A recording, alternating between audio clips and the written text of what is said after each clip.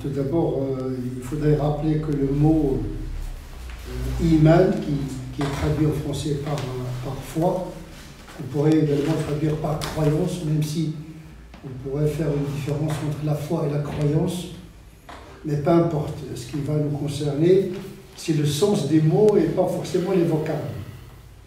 Puisque le Coran lui-même utilise le mot iman selon plusieurs configurations. Parfois, l'iman dans le Coran veut dire la pratique religieuse. Dieu n'a pas à vous léser votre foi. Ici, il signifie salat, parce qu'il s'agit du changement d'orientation de Jérusalem à la Mecque. Donc, il rassure et console les musulmans qui ont pratiqué leur salat vers Jérusalem en leur disant Dieu n'a pas à vous léser cette pratique de la prière orientée vers Jérusalem. Donc ici, iman veut dire salat dans ce contexte scripturaire. Iman dans le Coran peut signifier la croyance ou bien l'assentiment du cœur, tasdiq. Iman billahi wa malaikatihi, comme dans le hadith de Gabriel où le prophète sallallahu alayhi wa sallam lui-même définit le mot de l'iman. L'iman peut signifier l'islam tout court, parce qu'il y a des textes qui définissent la foi, l'iman, dans le même sens que les 7 piliers de l'islam. Et donc, l'iman également, c'est un état intérieur spirituel, l'équivalent de l'ihsan. Ya ayyuhalladhina amanu, aminu. Oh, vous qui avez la foi, ayez encore davantage de foi. C'est-à-dire que la foi ici n'est pas statique, mais qui est dynamique.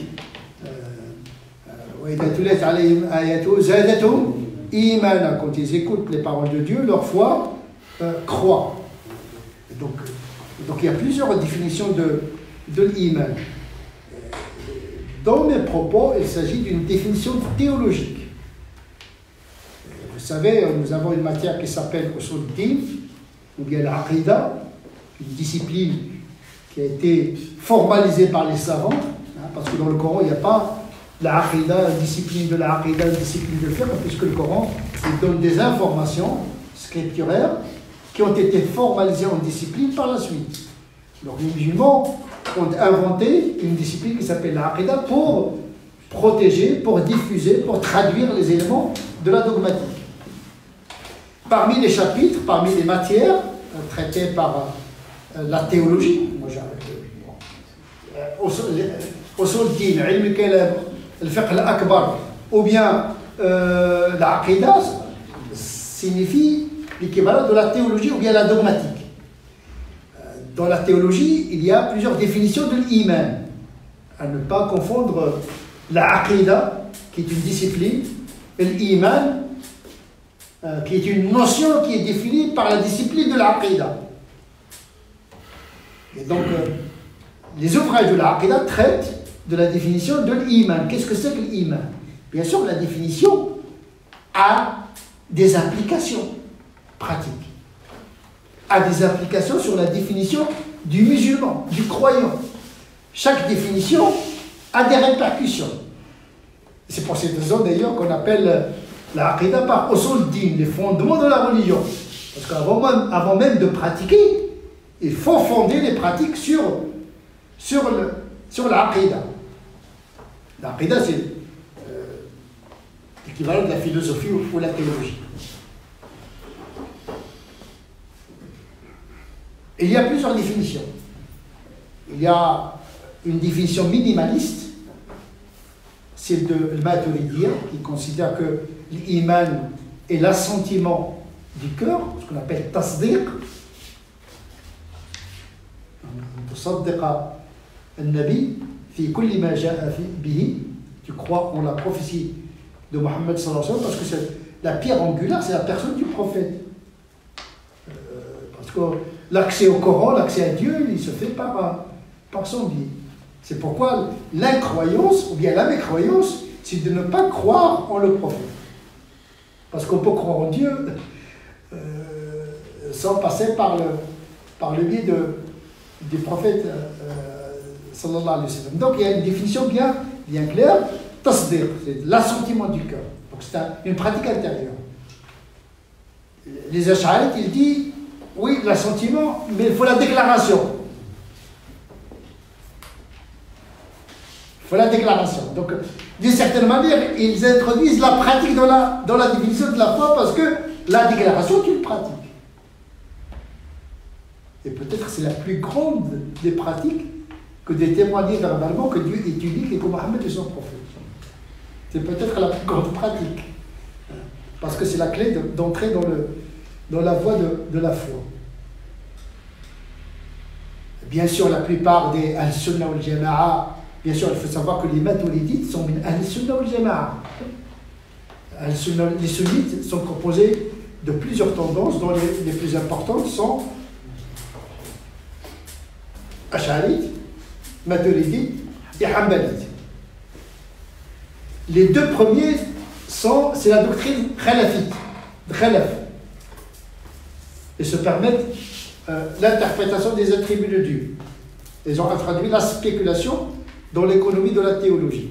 Les Hanbalites, c'est l'ultra-orthodoxie d'une certaine manière, parce qu'ils s'interdisent toute interprétation dogmatique des attributs de Dieu. Mais, bien sûr, par la suite, ils ont fini par entrer dans la spéculation sous la pression de la philosophie grecque et de la théologie spéculative. Et donc,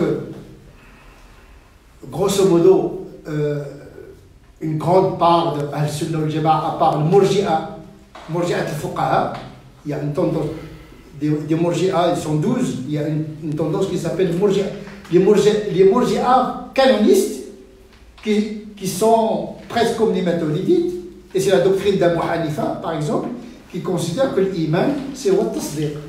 La foi, c'est l'assentiment du cœur. Ça s'arrête là. C'est-à-dire que la pratique ne valide pas l'assentiment. Ne touche pas l'assentiment. Les sunnites, ils considèrent qu'ils ont donné une définition, mais qui est problématique. Ils disent al-iman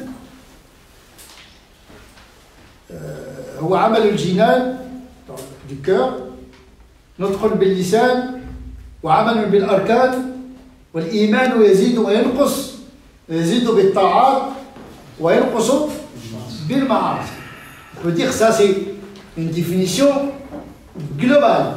Mais attention, les sunnites ne considèrent pas que celui qui ne pratique pas n'est plus musulman. Contrairement aux kharijites et mu'tazilites qui considèrent que celui qui commet le grave péché, il n'est plus musulman. Il s'appelle fasiq. Il a le même statut que le musulman dans ce moment, mais il est voué à la gêne éternellement dans l'au-delà. C'est ce qu'on appelle l'état entre deux états, manzila bayna al-manzilati. Il est musulman, mais fasiq, sauf que son devenir, il est le même que le mécréant. Voilà les lumières mu'tazilites. Qu'est-ce qu'il promet comme destin pour le musulman pécheur? Donc, répétez la définition en français. Je reviens. Donc, la définition la plus connue chez les musulmans, c'est celle-ci. La foi est un acte du cœur, articulation vocale, verbale, pratique par le corps, laquelle foi augmente et diminue, et augmente par les pratiques et diminue par les fautes. Mais attention, en même temps, ils disent attention, le musulman qui ne pratique pas, qui néglige une pratique, n'est pas forcément excommunié. Malgré cette définition, ou bien malgré ce bémol qui met à l'abri le musulman pécheur de l'excommunication, il y a un paradoxe chez les Hanbalites. Ils considèrent par exemple que celui qui ne fait pas ces 5 prières, c'est un kafir. C'est un mécréant. Il y a un débat chez les Hanbalites, mais l'un des tâches aveugles de la pensée, à mon avis, de la pensée Hanbalite. Si Al-Sunnah wal-Jama'a n'excommunie pas Murtakib al-Kabira, celui qui commet le grave péché, pourquoi excommunier celui qui néglige les 5 prières, puisque pour les musulmans, c'est une grave faute spirituelle. Pourquoi j'ai choisi la définition minimaliste?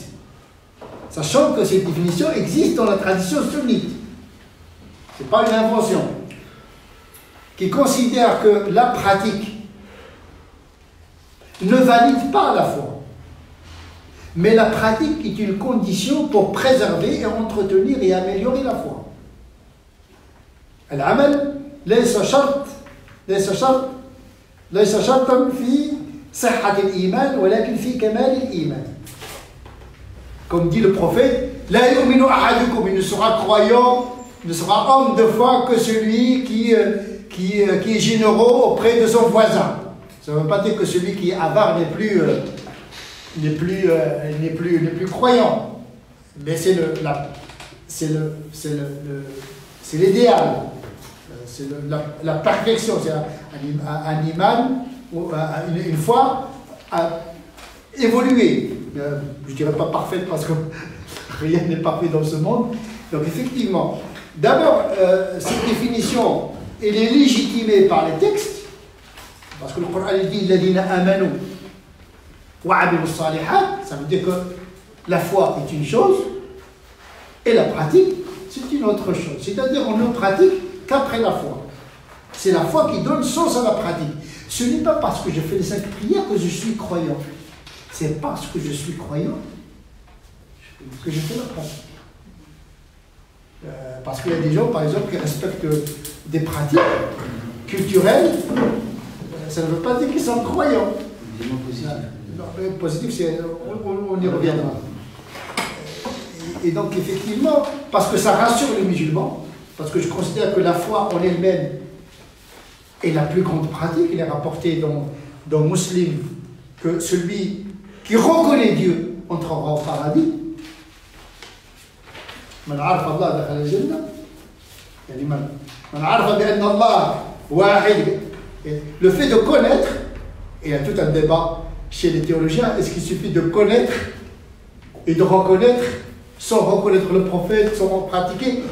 C'est-à-dire que ces textes, ils donnent une légitimité aux deux courants. J'ai choisi celui qui préserve la foi des musulmans dans un monde très sécularisé pour les mettre à l'abri d'une désespérance par rapport à Dieu. Parce que je considère que la foi, c'est le capital du musulman. S'il est perturbé par une pratique déficiente, en risquant de perdre sa foi, il va perdre l'essentiel. Je préfère me tromper dans la définition minimaliste de la foi que d'avoir une orthodoxie maximaliste qui encombrerait la vie des musulmans. Donc, d'une part, elle est légitimée par les textes, il se réfère, ou bien il opte pour une tendance orthodoxe et permet aux musulmans, à partir de cette conservation de la foi, qui peut négocier le degré de la pratique. Donc la pratique ne valide pas la foi, c'est la foi qui donne sens à la pratique. Et je considère que la foi est une grande pratique. Ça se cultive également par la méditation, par la science, etc. Plus la foi est travaillée par la méditation, par la connaissance, plus elle devient motrice, agissante, qui transforme le sentiment de présence de Dieu à l'adoration et à la pratique, à l'obéissance. Cette séparation ne veut pas dire une rupture. Il y a une relation entre la foi et la pratique, bien sûr. Bien sûr, il faut la foi, il faut qu'elle soit dynamique, mais il faut qu'elle soit éclairée. Éclairée dans la doctrine, de quel Dieu s'agit-il, l'unicité de Dieu, les questions eschatologiques, etc. Mais également, quelle lecture de la pratique, parce que la pratique est censée préserver la foi. Oui, s'il y a des pratiques, c'est pour justement conserver la flamme de la foi. Et donc, il faut doser les pratiques pour pouvoir conserver cette flamme de la foi dans un monde que nous connaissons aujourd'hui. Et donc, je parle d'une réalité très contraignante, très instable, très provisoire, plein de tentations, plein de dérives, plein de passions. Et donc, je propose une définition de la foi très simple, mais également une orthopraxie également simple. Je dis voilà la foi, une fois qu'on a la foi, il faut passer aux pratiques cultuelles, les 5 prières, le jeûne du mois de Ramadan, etc. Et puis les valeurs morales les plus essentielles. Donc il faut donner aux musulmans les moyens d'organiser son rapport avec le divin. L'iman, والعمل. Donc la foi, les pratiques exotériques, puis les pratiques ésotériques. Parce que la pratique, ce n'est pas uniquement les pratiques du corps, il y a les pratiques de l'esprit. Ce que j'appelle la chair intérieure. Comment être sincère, comment être généreux, comment pardonner. Et oui, nous avons des enseignements dans le Coran qui nous incitent à avoir des pratiques intérieures qui sont les racines du bien. Et d'essayer d'éradiquer les racines du mal qui sont en nous. Parce que la faute n'est que le reflet de quelque chose qui dysfonctionne en nous. Et donc effectivement, séparer pour mieux unir. Il faut séparer la foi, le culte, l'éthique, mais tout ça n'est pas en rupture. Il y a une dialectique, une trialectique entre la foi, le culte et la morale. Il y a un impact réversible entre ces trois éléments. Avec une priorité donnée au culte. Mais j'ai dit, après la foi, c'est le culte. C'est pour ça là, parce que dans l'ordre de priorité spirituelle, une fois qu'on croit en Dieu, comment entrer en relation avec lui? Parce que quand même, c'est le saut de la foi, c'est entrer en connexion avec le divin, parce qu'il s'agit d'un Dieu existant, communicant, exigeant, il attend un retour. C'est un Dieu qui s'inscrit dans l'altérité. Il y a une relation. Et donc, quelle est cette relation avec le monde à travers le Créateur? Et ça s'organise. Donc, effectivement, la première démarche spirituelle consiste à la transcendance. Voilà. Monter vers le ciel pour mieux vivre avec les autres. Donc, dans l'ordre des priorités des pratiques vient le culte, bien sûr. La hiérarchie que vous êtes canoniquement entre les pratiquants. Celui qui ne respecte pas certaines normes, mais qui fait sa prière. Mais attention, quand je fais des comparaisons, ce n'est pas pour minimiser, minimiser la consommation du vin. C'est pour dire attention, il y a des gens qui sont capables de se bagarrer pour le lahm halal, mais ce n'est pas du tout des 5 prières, etc. Donc à un moment donné, je n'appelle pas aux gens de consommer le porc ni de consommer le vin, ce ne sont pas les propos. Je dis attention, les pratiques de l'islam sont multiples. À un moment donné, il faut que les prédicateurs, les imams, les savants donnent une notice qui organise l'ordre des priorités, de ne pas commencer par la fin. Les 5 prières, quand même, la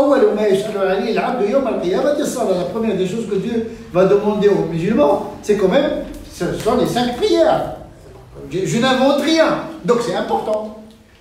Ceci dit, les 5 prières, bon, il y a des gens qui ont du mal à faire les 5 prières. Là aussi, on ne va pas leur dire, loi de tutoriel.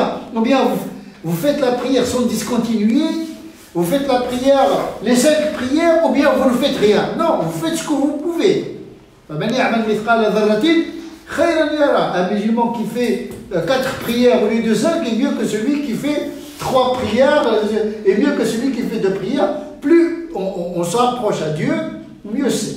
L'essentiel, ce qui nous a été demandé, c'est l'effort, c'est de marcher. Et il faut mobiliser, nous appartenons à une religion de l'effort, de djihad. Ceux qui accomplissent l'effort moral et spirituel dans notre sentier, dans notre voie, ils finiront par être guidés. Donc, c'est-à-dire l'effort, il finit quelque peu par payer quand même. Directement, indirectement, on peut le sentir, on ne peut pas le sentir, mais l'effet est là. Subreptice, manifeste, mais l'effet de l'effort est toujours présent. Et donc, effectivement, quand je fais des comparaisons, c'est pour souligner l'importance de la prière, pas pour minimiser les autres pratiques. Il faut qu'on se mette d'accord, parce qu'il y a des gens qui jouent sur l'ambiguïté, qui ne prennent pas le sens de ce que je veux dire. Et là, l'occasion m'est donnée pour expliquer ce que j'entends par ces comparaisons. Et les musulmans positifs, c'est-à-dire qu'on pratique certaines normes.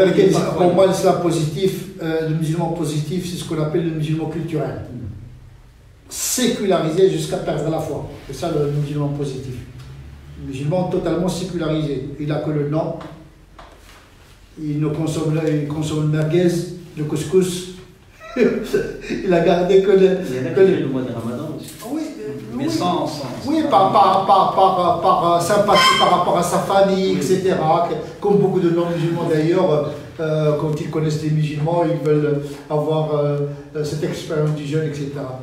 Oui, mais ils ne sont pas, théologiquement parlant, ils ne sont pas musulmans, ils ont le droit de l'être, mais on ne peut pas les considérer comme musulmans tant qu'ils n'ont pas la foi, tant qu'ils ne reconnaissent pas que Dieu est unique, que Mohammed est son prophète. On ne peut pas. Musulman culturel, oui, mais ce n'est pas un musulman théologique. Alors, avant de prendre quelques questions, excusez-moi de vous avoir posé cette question qui demande au moins 2 ou 3 ateliers, mais c'est une question qui me travaille personnellement. Non, moi plutôt cette question qui demande la fuite. Ah oui. Parce qu'elle est très problématique. Donc, on la laisse pas à notre... Non. Au moins, vous faites une introduction, on consacrera sur... Oui, parce qu'on parle des théologies de l'altérité. Oui, mais l'altérité recouvre beaucoup de dimensions. C'est une question qui est liée au salut. Pour être plus juste, le salut dans le delà. C'est quelque chose qui nous échappe totalement. Nous avons des indications dans le Coran. Dieu l'a promis aux musulmans de croire, de pratiquer, etc. Et la promesse d'entrer au paradis. Mais Dieu l'a promis également aux autres communautés avant nous, la même chose, etc. Est-ce que cette promesse est liée uniquement à ceux qui ont reçu le prophète en connaissance de cause, etc. Ou bien il y a une porte ouverte? Eh bien, ce verset, إن الذين آمنوا والذين هادوا والصابئون والنصارى من آمن بالله واليوم الآخر فلهم أجرهم عند ربهم ولا خوف عليهم ولا هم يحزنون. C'est l'un des versets les plus énigmatiques parce qu'il évoque la croyance en Dieu, le jour du jugement dernier, sans évoquer la prophétie de Mohammed sallallahu alayhi wa sallam notamment. Et donc il y a une dissertation autour de ça qui ouvre le salut à d'autres qui ont la croyance et qui font des bonnes œuvres. Peut-être ils auront accès à ce salut. Et effectivement, c'est un passage très problématique. Moi, j'ai d'autres qui intègrent ça, et non seulement, même aux mécréants, je dis aux incroyants, même en dehors de cela, il peut y avoir un salut possible. C'est un autre problème. Mécréant, ça ne veut pas dire incroyant. Le kafir ou anjal, c'est kafir et jouhoud. C'est pas la même chose. Vous l'appelez incroyant honnête. Oui, il y a des incroyants qui n'ont pas trouvé de raison pour croire. C'est pas qu'ils ne veulent pas croire en Dieu, etc. C'est pas l'orgueil qui les a empêchés. C'est pas l'izzatu bil ithme, c'est pas l'orgueil comme les Qurayshites kafarou biha wa jahadaha anfusahum dhulman wa 'uluwa. C'est pas en cause. Le Coran, d'ailleurs, plusieurs fois, il justifie la mécréance des gens du moment coranique par la suffisance de l'arrogance. La preuve, c'est avant l'islam, on appelle jahiliya, on n'appelle pas le kufr. Le jahiliya, c'est le temps d'ignorance. Il y a Suyuti, il y a beaucoup de savants qui considèrent que les parents du prophète n'entreront pas en enfer, ce qu'on appelle al-fatra. J'ai développé ça, je ne vais pas y revenir, j'ai développé ça dans l'ouvrage. Dans le chapitre, c'est la notion de mécréance.